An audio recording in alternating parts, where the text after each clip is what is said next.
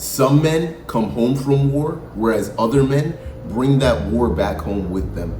If you can understand that concept, it perfectly encapsulates the topic of today's video. Back in the halcyon days of 2020, DC Animation decided to show us exactly the kinds of wars that a superpowered veteran would come back home with. I'm Guapo Jim, and today we're going to be breaking down Deathstroke, Knights and Dragons, and why this brutal action thriller is actually a true hidden gem. So, for those of you who don't know or are too young to remember, Deathstroke, Knights and Dragons is a movie based on the DC character Deathstroke the Terminator. You could call him Slade if you're nasty.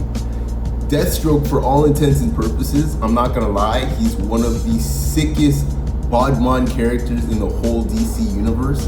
I'm not gonna go into too much detail about him right now, but if you don't know anything about him, please fuck with your boy because I'm about to put you on still.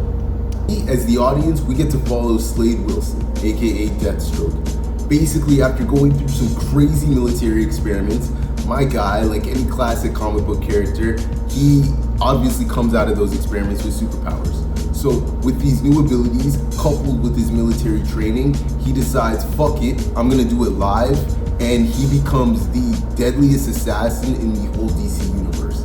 Like, I'm not gonna lie, this nigga will rain fire and brimstone upon you. Like, he's on some truly diabolical shit. You know? One of Satan's greatest soldiers was... You know what I mean? Because of the type of man he is and the way that his mind works, every movement is calculated and every mission is executed with a very cold efficiency. But the film makes it very clear early on that that type of control, it comes at a cost. And his life, it's not just compartmentalized, it's fucked. Like, point blank period, his life is fucked. And the line between the man that he's supposed to be at home versus the weapon that he's supposed to be out on the field, it doesn't just get blurred, it disappears completely. Every powerful man, everything that Slade does is supposedly about his family. But that family dynamic is quite literally the center of all of his problems. His relationship with his wife and with his son, it's irrevocably damaged at this point, and he continues to damage it consistently.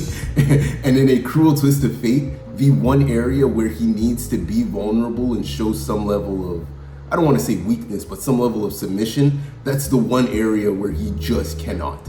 So couple all of that shit with a figure from his past mysteriously returning, as well as a threat that feels a lot less like an enemy and more like unfinished business. Like, I'm telling you, all parts of Slade's life, they're colliding at once, and this nigga, he's really going through it. Like, at this point, work isn't just work anymore. This shit, it's personal now. You know what I mean? What makes this film really compelling is the way that it really reframes the idea of strength.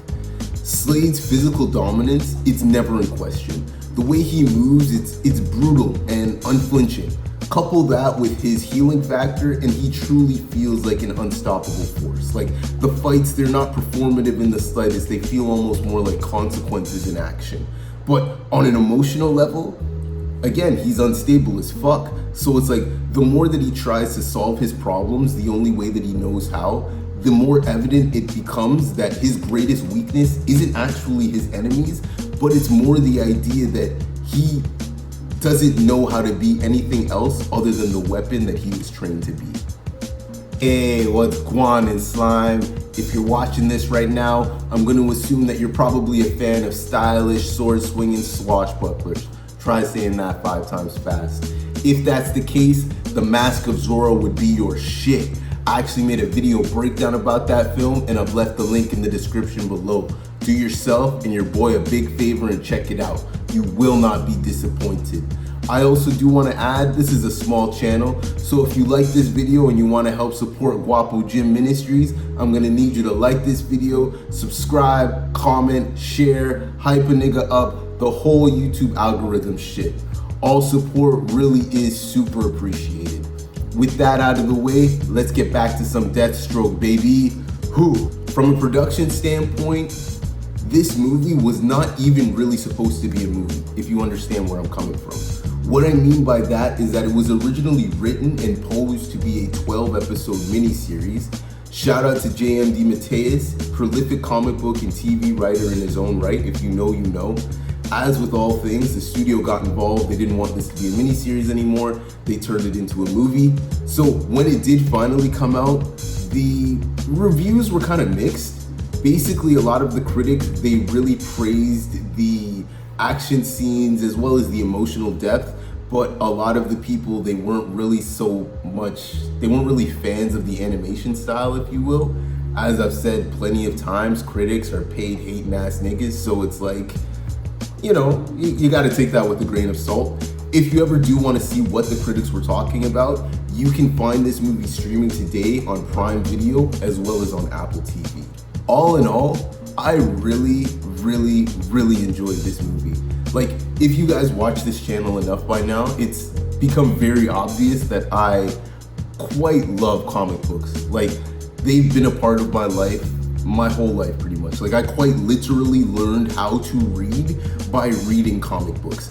I say all of that to say that me and Deathstroke, we go way back. Like, I'm talking like before Teen Titans 03, like we go way back as a character. And it's like, I've always loved him. Minus like the Epstein vibes between him and Tara. I always thought that was kind of fucked. But again, I've always loved his intellect. I've loved his power set, his swag, and you know, I've loved his character as a whole, and I think that this movie, it did a really great job of showing those different facets to him. We even get to see his relationships with Wintergreen and with Adeline and with his kids, and we get to see how all of those relationships drive him and form him as a person. Really enjoyed that.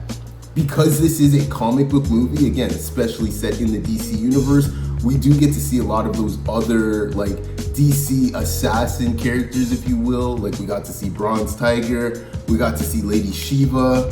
I feel like I've talked about those characters before. Okay, that's besides the point. Even the Jackal, I think that he worked really well as a character just because of his ties to Slade, especially given, again, his ties and just the fact that he's a bit more low stakes. Like, I wouldn't personally, and this is just me, I think it would have been dumb to have a Deathstroke movie and have him fighting like Mongol or like Darkseid, Imperiex, you know? Fighting something like a Sun Eater, if you will. I know, I'm just throwing out all the cosmic characters, but y'all niggas know where I'm coming from. It would have been dumb to have him fight a character like that. Like, it would have been too much, you know? This is also, in terms of pacing, I do kind of wish that we got to see this as a series instead of a movie. Like, to me, it did feel a bit rushed. It's like, I'm not even saying that we wouldn't needed to have like 12 episodes, but like, even if they gave us 8 episodes, you're gonna get a filler episode here or there, I get that. But it just, pace-wise, it would have felt a bit better. I think, at least, I would have loved to have seen it as a series. This is also gonna sound like a weird thing for me to say, especially considering I was kind of hyping up the Jackal just a couple seconds ago, but at least for me, I feel like Deathstroke still works best in the backdrop of heroes. You know, he works best as a villain, if you will. He still works best as that. Like, to see him as the hero or like the quote-unquote protagonist of his story, while yes, it does work, it's like, I still view Deathstroke as a Teen Titans Justice League villain. While we're on the topic of that, again, now you guys got me going down a tangent. At one point, they kind of were playing Deathstroke that he would have like a bit of a thing, a rivalry going on with Green Arrow. Some of the Arkham games, they really tried to play in this element of Deathstroke and Batman, but it's like, Deathstroke works best as a Teen Titans villain. Even Justice League, cool, fine, but like, he works best as a Teen Titans villain. When you think of everything that he is, his swag, there's this almost borderline aristocratic nature to him, the way that he portrays himself. So it's like, to have him as all of those things, yet fighting against a bunch of superpowered kids, it's like the juxtaposition of those two things, that's what makes him him. That's what makes him work. That's what makes him really shine. I feel like when you put him up against a bunch of adults, it doesn't hit the same way, you know? Like, again, and I know that sounds kind of weird because I just brought up the Epstein shit, but it's like, he works best fighting against kids, I think. Like, he is a Teen Titans villain, and I will die on that hill. Again though, y'all niggas know me, you guys know where I come from, you guys know where I stay, and I just wanted to put you onto some next shit, and I just wanted to let you guys know why Deathstroke, Knights and Dragons isn't just a film about a conflicted Captain America pastiche, but why it's actually a true hidden gem. Thank you if you've made it this far. If you're a fan of this type of content, I'll need you to like, subscribe, and to comment down below which other shows or movies were true hidden gems. Until the next time that we meet, stay safe. Later days.